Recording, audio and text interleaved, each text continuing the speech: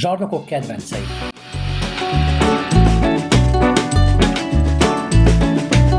Az nem túl merész feltételezés, hogy a történelem nagy zsarnokai nem szívlelték az embertársaikat.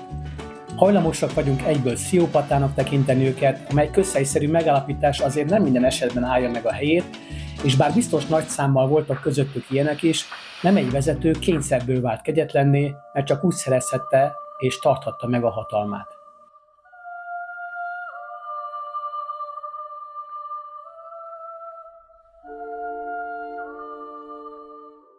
Elég csak Szaladinra gondolnunk, akit még a keresztény ellenségei is bölcsnek és nagylelkűnek tartottak, de még saját maga is elismerte, hogy a trónhoz vezető útja véráztatta és árulással terhelt volt. Akármennyire is stresszes foglalkozást tűz, vagy éppen azért, egy zsarnoknak is lehet lelki gyenge pontja. Az intrikus környezetben sokan az állatokban kerestek és találtak megbízható társat, talán azért, mert egy állat mégiscsak több érzelmet tud kifejezni, mint egy görögdinnye, de nem lehet úgy elcsúszni rajta, mint egy humán tartmelon. Hogy kinek mi volt a kedvence? Rövidesen kiderül. Caligula lova. Az ókori Rómában, majd később Bizáncban is a fogadhajtó versenyek körülbelül olyan identitásképző események voltak, mint ma egy foci meccs. Sőt, még annál is jobban, mert a színekkel jelölt fakciók táborai időnként polgárháborús helyzetet is képesek voltak előidézni. Az ősi fehér és vörös istálok a császárkorban kék és zöld fakciókkal egészültek ki, a később összeolvadással ez az utóbbi kettő maradt. Hagyományosan a kék az arisztokraták, a zöld pedig a plebs fakciója volt. De ennyi bevezető után térjünk vissza a tárgyalt zsarnokunkhoz, Caligulához. Az embergyűlölő Tiberius után kifejezetten népszerű császárként kezdte, legalábbis pár hónapig, mikor valami agyláz érhette. Nem tudni, mi volt a betegsége, de az biztos, hogy csizmácska, ezt jelentett a neve, egy igazi őrült zsarnokként tért vissza. Nem részletezem a tetteit, de ha valaki beleolvas az ókori sztárbulvár újságíró Suetonius róla írt életrajzába, a perverzió normál aggyal nehezen elképzelhető szintjeit ismerheti meg az, akinek van erre fene gusztusa. Nos, ez a Caligula is bolondja volt a fogadhajtásnak, azon belül is a zöldek által zsarnoki szívéhez közel. Ennek az istálónak a szádlova volt Incitatus. Caligula bolondot érte. Talán Nagy Sándor példája járható terhelt agyában, aki egy várost is elnevezett a szeretett harci lováról, Bukefaloszról. A lónak jó sora volt a császár kedvenceként, 18 saját rabszolgája volt, a márvány és elefántcsont istálóban helyette hesegették a legyeket, arannyal kevert zabot ehetett, bár ez utóbbi fogás nem hiszem, hogy különösen az ínyére volt. Unalmát űzve színészek és megalázott szenátorok kedveskedtek neki. A politikai pálya is előtte állt, és bár a közhiedelem szerint ki volt nevezve konzullá, valójában ez csak terve volt Caligulának, ami azért nem valósult meg, mert közben könnyelmű módon elhalálozott a testőrei keze által. Rómában őrült császárnak lenni nem volt nyugdíjasárás. Lenin cicája. A marxizmus harcos orosz megteremtőjét nem kell bemutatni, bár sok a kérdés arra vonatkozóan, hogy vajon a proletár diktátor mennyiben felelős mindazokért a rémtettekért, amit az általa megalkotott rendszer véghez vitt a véres polgárháború lezárulta után is. Szerintem igen, de most nem ez a téma, hanem az a macska, akit nagy szeretettel kapott karjaiba a bolsevik vezér.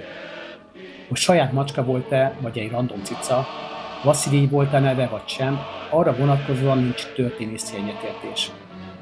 De a képet megnézve, én biztos vagyok benne, hogy akármennyire is propaganda célból készült, valós szeretet tükröződik Lenin elvtárs arcán. Mussolini nagy cicája. Az olasz diktátor nem cicázott, hiszen az oroszlán volt a kedvence. Nagyon sokoldalú, mondhatni reneszánsz ember volt, nem csak amiatt, mert az anarchista szocialista baloldalra jutott el a szélsőjobbra, hogy a fasizmust istenített vezetőjévé váljon, hanem mert a Duce számos hobbit űzött a vívástól az autóversenyzésen és a repülésen keresztül az oroszlán szeridítésig. Igen, oroszlánokat jámborított, mert mi más illene egy ilyen macsó politikushoz. Hiszen Pincsivel nem lehet tekintélysugározni. Rász az egyik oroszlán a kampányban is részt vett, mint azt az 1924-es fotó is mutatja. A propaganda oroszlán további sorsáról nem sokat tudni, azon kívül, hogy Mussolini ajándékba kapta, és feltehetően 1945-ben hunyt el, hogy a Duce is csak kínosabb jelentek közepette. Hitler és a német fajtatiszta. Hírhedt munkásságának ismeretében nehéz elképzelni, hogy a történelem abszolút szörnyszerepét játszó parancsnok kifejezetten szerette az állatokat, azokból még fogyasztani sem akart. A személyzetének elmondása szerint könny gyűlt a szemébe, ha egy állat szenvedésével szembesült. A kedvencei pedig a kutyák voltak. Természetesen fajtatiszták. És leginkább német juhász. Bármi meglepő. Az utolsó ebéd az 1940-es születésű blondit Bormann ajándékozta Hitlernek, aki úgy megszerette, hogy még az ágyát is megosztotta vele. A végóráikat is együtt töltötték Berlinben. Miután az ostromlott vezér gyerekeket vezényelt a szovjet páncélosok elé, majd egyúttal bátor módon az öngyilkosság mellett döntött, a ciánkapszulát először blondi kutyus kapta. Nem szép dolog, hiszen anyuka volt, akinek éppen előtte csak 1 hónappal született meg az első 5 kölyke, akik szintén nem érték túl a politikai szekta vezér pokolra szállását. Sztálin imádott kedvencei. Az acélember még családtagjaira is kiható kíméletlenséggel csak úgy átok szeretetével párosult, mint világháborús ellenfele esetében. Можно мне вас поцеловать, товарищ Сталин? За все! За все, что вы сделали для нашего народа! Для нас! Отец Сталин! Иван Сталин! И внутрь Сталин! Мира и счастья всем вам, друзья мои! A népszerűsített történet szerint a szibériai számüzetés alatt is összebarátkozott egy kutyával, akit Jaskának nevezett el. Neki azt is engedte, hogy kinyalja a tányérját, ami nagy kegy lehetett az ínséges fejadag mellett. Ismerve ezen gyenge pontját, nem egyszer kapott élő ajándékot az elvtársaitól. Miután Hruscsov egy mókust ajándékozott neki, a dácsájában a kedvenc rákcsálók szaporításába fogott, amelyeket saját kezüleg etetett dióval. Amikor viszont egy medvét kapott ajándékba, az csak rövid ideig kötötte le a figyelmét. Viszont a személyzete nem mert önállóan dönteni az ajándék sorsát illetően, így sokáig érdegélt a dácsájában egy speciális ketrecben, de Sztálin elvtársnak eszébe jutott az állata. Akkor szállították át egy állatkertbe, mármint a medvét. Sztálinhoz egy kutyafajta is kötődik. A 40-es, 50-es években kitenyésztett orosz fekete terrier másik neve Sztálin kutyája lett. Fura küllemű fajtát Allwedder munkakutyának tenyésztették ki, de aztán kiderült, hogy a szovjet kutyamérnökök produktuma túlságosan emberközpontú lett, így végül inkább csak családi kutyaként funkcionált. Escobar vízilovai. A kolumbiai drogbáró ugyan nem volt állami vezető, de zsarnok az bőven. A jövedelme is nagyobb volt, mint sok állam. És ismerik a hirtelen felfoghatatlanul gazdaggá vált emberek vonzódását arra, hogy egzotikus állatseregletet gyűjtsenek maguk köré. Escobar haciendája amúgy sem volt kispolta, szoborparttól egy komplett Forma 1-es pályáig minden volt benne, ebből végképp nem maradhatott ki a magánállatkertje se, amelyben még elefánt is volt a bölények, antilopok és a milliárdosok imádott zebrái mellett.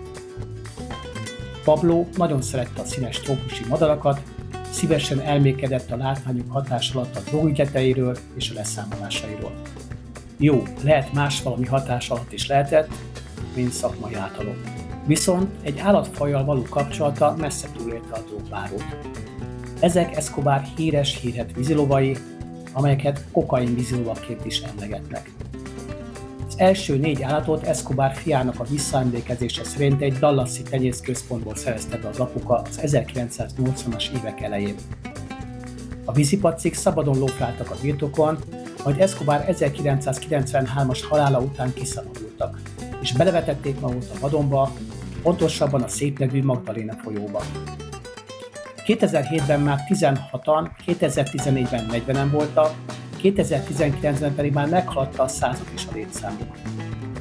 A legújabb becslések szerint már több mint 200-ra szaporodtak föl.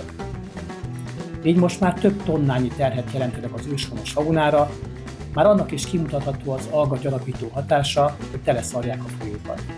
Nem csak Escobar kedvelte azonban a vízilovakat, hanem a testes víziemlős meghódította a kolumbiaiak églelkét is, például óriási volt a felháborodás, mikor egy Pepe nevű hímet kilőtt egy vadász. Így az elpusztításukat a hatóságok nem merték fölvállalni. Jelenleg a sterilizációjuk és a létszámuk visszaszorítása a program. Ami nem olcsó, egy víziló befogása, ivartalanítása és elszállítása $50,000 kerül. Talán, ha előkerülnének Escobarnak a környéken szerteelásott pénzkötegei, az segíthetne. Akinek tetszett a zsarnokokról szóló videó, csak kövesse a Bioport csatornát, ez egy teljesen demokratikus fölhívás. I don't think so. No, no, no, no. I don't think so. No, no, no, no. It's never